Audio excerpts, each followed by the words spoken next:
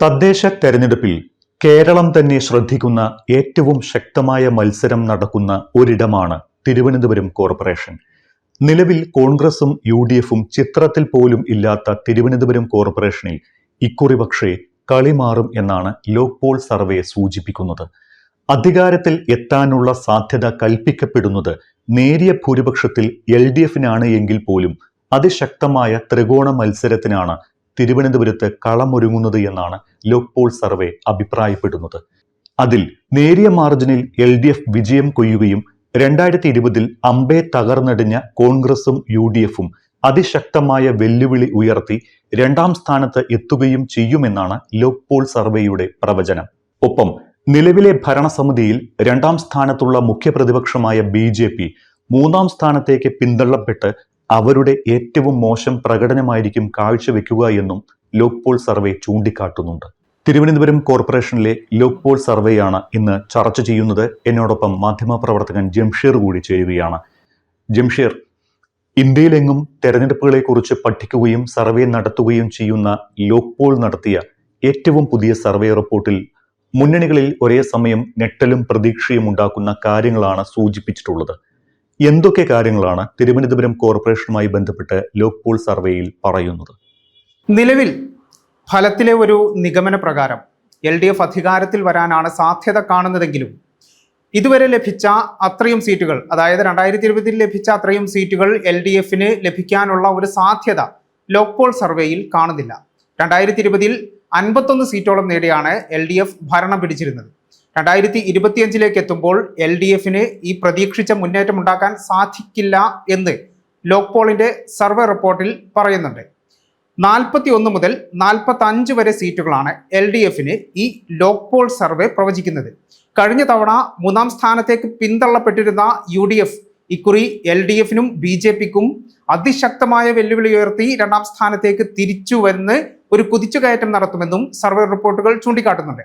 39 മുതൽ 43 വരെ സീറ്റുകളാണ് UDFന് ഇവിടെ ലോക് പോൾ സർവേയിൽ പ്രവചിക്കപ്പെടുന്നത്. ഒന്നാം സ്ഥാനത്തെത്തും എങ്കിലും LDFന് ശക്തമായ ഒരു വെല്ലുവിളി ഉയർത്താൻ UDFന് ഇതുവഴി സാധിക്കുകയും ചെയ്യും. നിലവിൽ തിരുവനന്തപുരം കോർപ്പറേഷനിലെ മുഖ്യ പ്രതിപക്ഷമാണ് NDA. ഇക്കുറി NDA മൂന്നാം സ്ഥാനത്തേക്ക് പിന്തള്ളപ്പെടുമെന്ന് ലോക് പോൾ സർവേ കണക്കുകൾ നിരത്തി തെളിയിക്കുന്നത് എങ്ങനെയാണ്? അതായത് NDAക്ക് നിലവിൽ 18 മുതൽ 22 വരെ സീറ്റുകളാണ് NDAക്ക് ലോക് പോൾ സർവേ പ്രകാരം പ്രവചിക്കപ്പെടുന്നത്. അധികാരം പിടിക്കുക എന്ന ഒരു ലക്ഷ്യവുമായിട്ടാണ് NDA ഇക്കുറി BJPയും ഇറങ്ങി തിരിച്ചിട്ടുണ്ട് എന്നുള്ളതെങ്കിൽ പോലും അവർക്ക് അടിതെറ്റും. കഴിഞ്ഞ തവണ രണ്ടാം സ്ഥാനത്തെത്തിയിരുന്നു, മുഖ്യ പ്രതിപക്ഷമാവുകയും ചെയ്തിരുന്നു. പക്ഷെ BJPക്ക് ഇക്കുറി അധികാരത്തിന്റെ 7 അയലത്തെത്താൻ പോലും സാധിക്കില്ല എന്ന ഒരു വിലയിരുത്തലാണ് ലോക് പോൾ സർവേ പ്രകാരം ലഭിക്കുന്നത്. സംസ്ഥാന വ്യാപകം എന്നല്ലാതെ തന്നെ തിരുവനന്തപുരത്തെ മാത്രം പ്രശ്നങ്ങൾ പോലും BJPക്ക് തിരിച്ചടി നൽകുന്നതിൽ മുഖ്യ പങ്ക് വഹിക്കും. മുൻ തെരഞ്ഞെടുപ്പുകളിൽ നിന്ന് വ്യത്യസ്തമായി കോൺഗ്രസ് അതിശക്തവും നിർണായകവുമായ ശക്തിയായ ഒരു തിരിച്ചുവരവ് അറിയിക്കുകയും ചെയ്യും. ഒപ്പം NDAയിലാകട്ടെ മുൻ DGP ശ്രീലേഖയെ മേയർ സ്ഥാനാർത്ഥിയാക്കിയത് NSSന് അത്ര ദഹിച്ചിട്ടുമില്ല. അതും NDAക്ക് ഇവിടെ തിരിച്ചടിയാകും. ശ്രീലേഖ വിഷയം മാത്രമല്ല BJPക്ക് തിരുവനന്തപുരത്ത് വെല്ലുവിളിയാകുന്നത്. പാർട്ടിക്കുള്ളിലെ ആഭ്യന്തര പ്രശ്നങ്ങൾക്ക് കൂടി BJP ഇക്കുറി മറുപടി പറയേണ്ടതായിട്ട് വരുന്നുണ്ട്. കാരണം RSS പ്രവർത്തകരായിരുന്ന അനന്തു തമ്പി സീറ്റിന്റെ പേരിൽ ജീവനൊടുക്കിയത് ഈ അടുത്ത കാലത്താണ്. RSSന് ഇത് BJPയോട് അകൽച്ചയുണ്ടാക്കുന്നതിന് കാരണമായിട്ടുമുണ്ട്. കൂടാതെ BJP ഭരിക്കുന്ന സഹകരണ സംഘത്തിലെ വായ്പാ തട്ടിപ്പ്, BJP നേതാക്കൾ നടത്തിയ വായ്പാ തട്ടിപ്പാണ്. അതിന്റെ പേരിൽ ജീവനൊടുക്കിയത് തിരുമല അനിൽകുമാർ എന്ന് പറയുന്ന ഒരു BJP കൗൺസിലറാണ്. ഈ മരണവും BJPക്കുണ്ടാക്കുന്ന രാഷ്ട്രീയ പ്രതിസന്ധി ചെറുതൊന്നുമല്ല. ഇതും BJPക്ക് അല്പമെങ്കിലും പ്രതീക്ഷയുണ്ടായിരുന്ന നിയമമണ്ഡലത്തിൽ പോലും BJPയെ പിന്നോട്ടടിക്കാൻ കാരണമായിട്ടുമുണ്ട്. അതുകൊണ്ട് തന്നെ BJPക്ക് അവിടെ തിരിച്ചടി നേരിടും എന്നുള്ളതിൽ സംശയമൊന്നുമില്ല. സർവേയുടെ മറ്റു കാര്യങ്ങളിലേക്ക് പോകുന്നതിന് മുൻപ് പലരും ചോദിക്കും, എങ്ങനെയായിരുന്നു ഈ സർവേ എന്നറിയേണ്ടേ? എപ്പോഴായിരുന്നു ഈ ലോക് പോൾ സർവേ നടത്തിയത്? എവിടെയൊക്കെയാണ് സർവേ നടത്തിയത് എന്നത് സംബന്ധിച്ചുള്ള വിവരങ്ങൾ ലഭ്യമാണോ? നവംബർ 17 മുതൽ 28 വരെയുള്ള 12 ദിവസത്തെ കാലയളവിലാണ് ഈ ഒരു സർവേ നടന്നിട്ടുള്ളത്. തിരുവനന്തപുരം നഗരസഭയിലെ കോർപ്പറേഷനിലെ വിവിധ വാർഡുകളിലായിരുന്നു ഈ സർവേ നടന്നത്. ഇതിന്റെ അടിസ്ഥാനത്തിലാണ് കോൺഗ്രസ് മെച്ചപ്പെട്ട നേട്ടം കൊയ്യുമെന്ന ഒരു നിഗമനത്തിൽ ലോക്പോൾ സർവേ എത്തിയത്. അതോടൊപ്പം 3 മുന്നണികളിലും ഇല്ലാത്ത മറ്റുള്ളവരും സ്വതന്ത്രരുമായിട്ടുള്ള മത്സരിക്കുന്നവർ ഇവർ 2 വരെ സീറ്റ് നേടിയേക്കാമെന്ന് ലോക്പോളിന്റെ സർവേ പ്രവചിക്കുന്നുണ്ട്. അതായത് LDF-ന് പ്രവചിക്കപ്പെടുന്നത് 45 വരെ സീറ്റുകളാണ്. UDF-ന് പ്രവചിക്കപ്പെടുന്നത് 43 വരെ സീറ്റുകളാണ്. NDA-ക്കാകട്ടെ 22 വരെ സീറ്റുകളും 2 സീറ്റുകൾ മറ്റുള്ളവർ നേടുമെന്നും പ്രവചിക്കപ്പെടുന്നുണ്ട്. ഇത് എങ്ങനെയായിരിക്കുമെന്ന് എന്തായാലും ഈ സർവേ ഫലങ്ങൾ അത്ര കൃത്യമാകില്ല എന്നുണ്ടെങ്കിൽ പോലും അതിന് സമാനമായിട്ടുള്ള അല്ലെങ്കിൽ ആപേക്ഷികമായിട്ടുള്ള ഒരു കണക്കിലേക്ക് അത് എത്തും എന്ന് തന്നെ പ്രതീക്ഷിക്കാം. ഓക്കെ ജംഷീർ, അപ്പോൾ ഒരു അപ്രതീക്ഷിതമായ അട്ടിമറിയാണോ തിരുവനന്തപുരം നഗരസഭയിൽ നടക്കാൻ പോകുന്നത്? അങ്ങനെ കരുതാമോ ഈ ലോക്പോൾ സർവേ വിലയിരുത്തുമ്പോൾ? നമ്മളിപ്പോൾ ലോക്പോൾ സർവേ നമ്മൾ ഒരു വിശകലനം ചെയ്തു. ലോക്പോൾ സർവേയിൽ നിന്ന് നമ്മൾ മനസ്സിലാക്കിയെടുത്ത ചില കാര്യങ്ങൾ പറയാം. അപ്രതീക്ഷിതമായ ഒരു അട്ടിമറി തിരുവനന്തപുരം നഗരസഭയിൽ നടക്കാൻ പോകുന്നുണ്ട്. കാരണം കഴിഞ്ഞ തവണ 51 സീറ്റോളം, അതായത് കേവല ഭൂരിപക്ഷം തന്നെ നേടി LDF അധികാരത്തിൽ വന്ന ഭരണം പിടിച്ച ഒരു കോർപ്പറേഷനാണ് തിരുവനന്തപുരം. അവിടെ മറ്റൊരു തരത്തിലുള്ള ഒരു ഫലം ഇപ്രാവശ്യം ഉണ്ടാകും. ഒരു തൂക്കുസഭ നിലവിൽ വന്നാൽ പോലും അതിശയിക്കേണ്ട ഒരു സാഹചര്യമില്ല. കാരണം അത്രമേൽ ശക്തമായ ഒരു മത്സരം ഇക്കുറി അവിടെ നടക്കുന്നുണ്ട്. പതിവിൽ നിന്ന് മാറിയുള്ള ഒരു മത്സര സാഹചര്യം തന്നെയാണ് അവിടെയുള്ളത്. തിരുവനന്തപുരം അതിന് സാക്ഷ്യം വഹിക്കുന്നു. ഒരു ത്രികോണ മത്സരത്തിനാണ് തിരുവനന്തപുരം സാക്ഷ്യം വഹിക്കാൻ പോകുന്നത്. കാരണം അതിന് ഒരുപാട് ഘടകങ്ങളുണ്ട്. തിരുവനന്തപുരത്തെ ഇടതിന്റെ സ്ഥാനാർത്ഥി നിർണയം, അതോടൊപ്പം ശബരിമല സ്വർണ്ണ കവർച്ച കേസ്, വിലക്കയറ്റം, തിരുവനന്തപുരം കോർപ്പറേഷനിലെ അടിസ്ഥാന വികസന പ്രശ്നങ്ങൾ, ഇവയെല്ലാം ഇടതിനെതിരെ ചർച്ചയാകാൻ പോവുകയാണ്. കോൺഗ്രസിന് പ്രശ്നങ്ങളില്ല എന്നല്ല, കോൺഗ്രസിന് ഏറ്റവും വലിയ ഒരു തലവേദന രാഹുൽ മാങ്കൂട്ടത്തിനെതിരായിട്ടുള്ള ബലാത്സംഗ കേസാണ്. ഇതിനെ ഏത് രീതിയിൽ പ്രതിരോധിക്കണമെന്ന് കോൺഗ്രസിന് ഇപ്പോഴും കാര്യമായ ഒരു ധാരണ കിട്ടിയിട്ടില്ല. നടപടി എടുത്തു എന്നത് ശരി തന്നെ.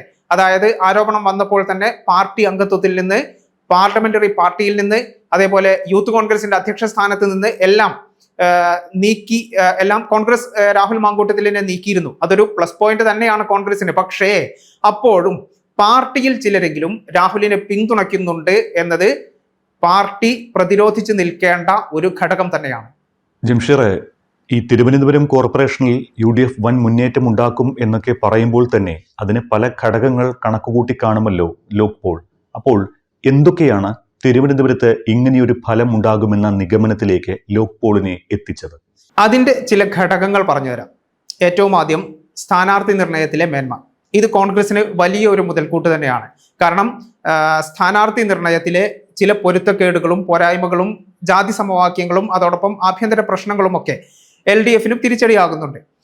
ആദ്യമായി കോൺഗ്രസിന്റെ സ്ഥാനാർത്ഥി നിർണയം പറയാം. അത് മേയർ സ്ഥാനാർത്ഥിയായി കോൺഗ്രസ് KS ശബരിനാഥനെ പ്രഖ്യാപിച്ചതാണ് അവർക്ക് നേട്ടം ചെയ്തത്.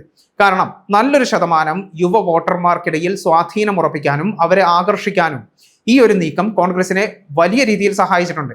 അതോടൊപ്പം LDF-ലാകട്ടെ എടുത്തു പറയാവുന്ന ഒരു മുഖം പോലും അവർക്ക് സ്ഥാനാർത്ഥിയായി ഉയർത്തി കാണിക്കാനില്ല എന്നുള്ളത് തന്നെയാണ്. SP ദീപക് അടക്കമുള്ളവർ നിലവിലുണ്ടെങ്കിൽ പോലും പല വാർഡുകളിലും മത്സരം പോലും പേരിന് മാത്രമായി മാറിയിട്ടുണ്ട് ഈ സ്ഥാനാർത്ഥി നിർണയത്തിലെ പോരായ്മ മൂലം.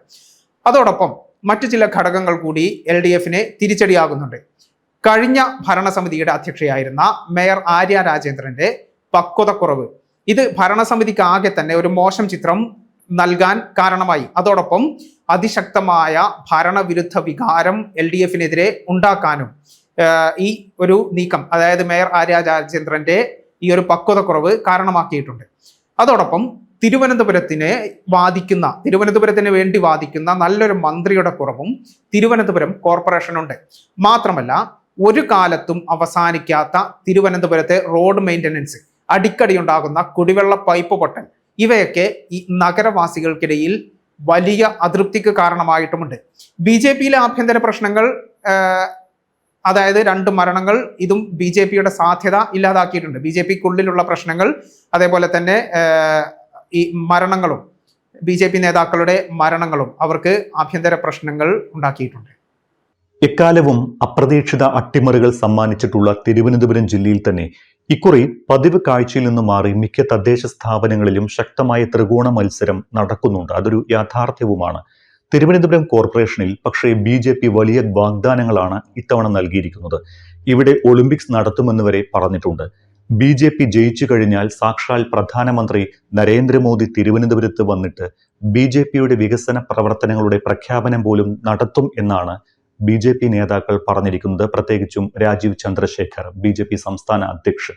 അപ്പോൾ BJPയുടെ ഈ പ്രഖ്യാപനങ്ങൾ ഒന്നും തലസ്ഥാനത്തെ വോട്ടർമാർ മുഖവിലക്കെടുത്തിട്ടില്ല എന്നാണോ ലോക് പോൾ സർവേയിലൂടെ നമുക്ക് മുന്നിൽ തെളിയുന്നത്?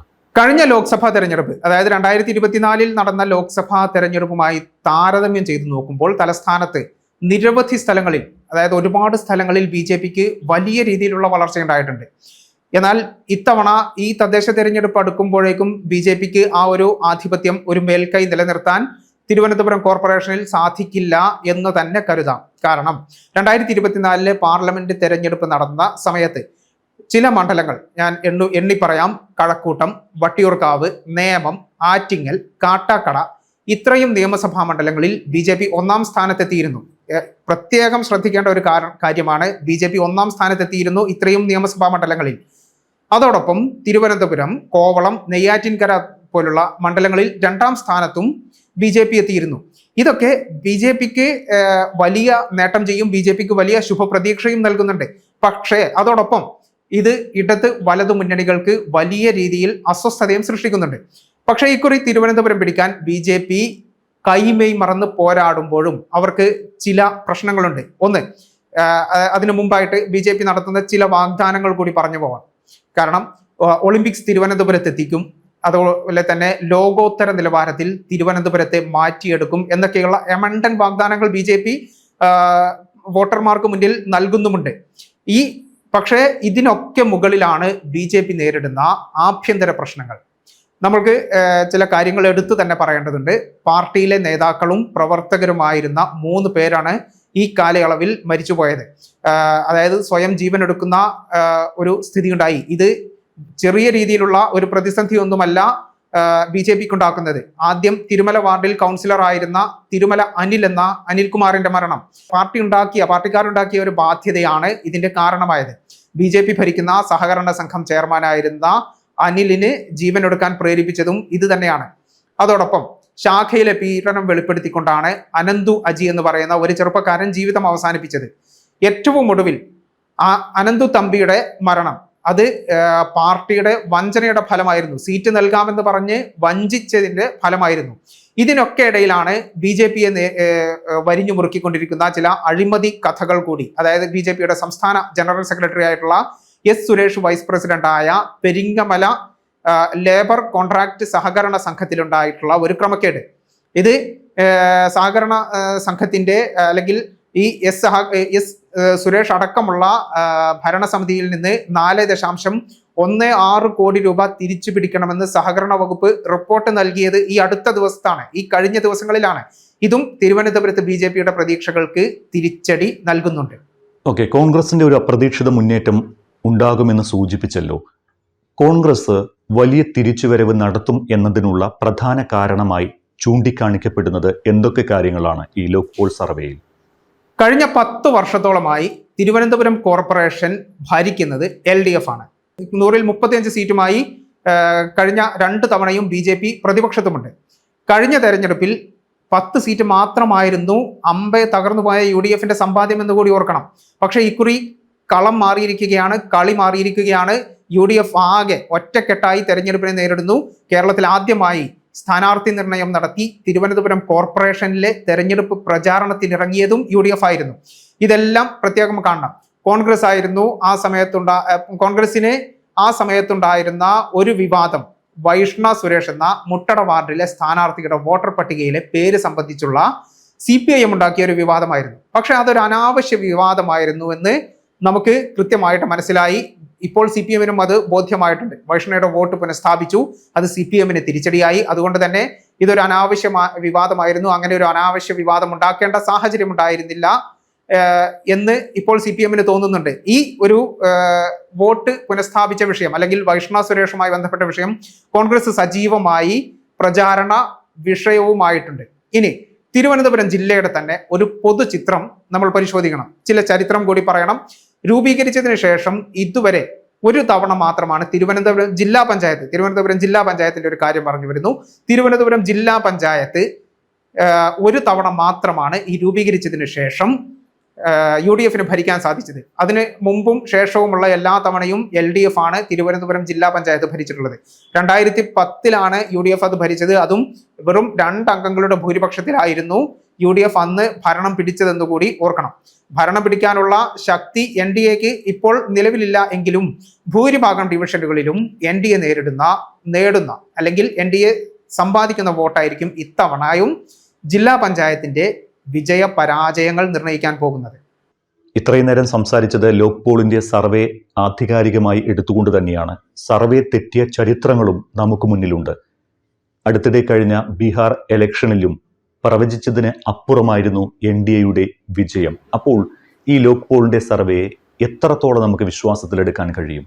എല്ലാ കാലത്തും എല്ലാവരും നടത്തുന്ന സർവേ ഫലങ്ങളൊന്നും പൂർണ്ണമായും ശരിയായിക്കൊള്ളണമെന്ന് നിർബന്ധമൊന്നുമില്ല. അങ്ങനെ ഒരു ചരിത്രവുമില്ല. എന്നാൽ പൂർണ്ണമായും തെറ്റായ ഒരു ചരിത്രവും സർവേകൾക്കൊന്നുമില്ല. ഇവിടെ നമ്മൾ വിശകലനം ചെയ്തത് ലോക് പോളിന്റെ സർവേയാണ്. ലോക് പോളിന്റെ സർവേയുടെ കാര്യമെടുത്താൽ പോലും 100% കൃത്യം അല്ലെങ്കിൽ ആക്യുറേറ്റ് എന്ന് പറയാനുള്ള ഒരു സാഹചര്യമൊന്നും മുമ്പ് ഉണ്ടായിട്ടില്ല. യാഥാർത്ഥ്യവുമായി പരമാവധി നീതി പുലർത്താൻ ലോക് പോളിന്റെ സർവേ ശ്രമിക്കാറുണ്ട് എന്നുള്ളത് ഒരു വസ്തുത തന്നെയാണ്. ഉദാഹരണത്തിന് 2023 നടന്ന കർണാടക നിയമസഭാ തെരഞ്ഞെടുപ്പിൽ ലോക് പോൾ നടത്തിയ ഒരു സർവേ ഉണ്ട്. അന്ന് 129 മുതൽ 134 സീറ്റ് വരെ നേടി കോൺഗ്രസ് അധികാരത്തിൽ എത്തും എന്നായിരുന്നു ലോക് പോളിന്റെ സർവേ ഫലം. അന്ന് അവിടെ സംഭവിച്ചത് എന്താ? കോൺഗ്രസ് അധികാരത്തിലെത്തി. അത് എത്ര സീറ്റ് നേടിയാണെന്ന് നോക്കൂ, 135 സീറ്റുകൾ. പ്രത്യേകം ശ്രദ്ധിക്കണം, സർവേ പറഞ്ഞത് 134 സീറ്റുകളായിരുന്നു. അതിലും ഒരു സീറ്റ് വർദ്ധിച്ച് 135 സീറ്റുകൾ നേടിയാണ് അന്ന് കോൺഗ്രസ് കർണാടകയിൽ അധികാരത്തിലെത്തിയത്. BJPക്കായിരുന്നു സർവേയിൽ 2ാം സ്ഥാനം പ്രവചിച്ചിരുന്നത്. അത് അതേപടി നടന്നു. 59 മുതൽ 65 വരെ സീറ്റുകൾ BJP നേടുമെന്ന് പ്രവചിച്ചിരുന്നു. അവിടെ നേടിയത് 66 സീറ്റുകളാണ് BJP. ഇനി 2025 വരാം. ബീഹാർ തെരഞ്ഞെടുപ്പ് കഴിഞ്ഞ മാസമാണ് നടന്നത്.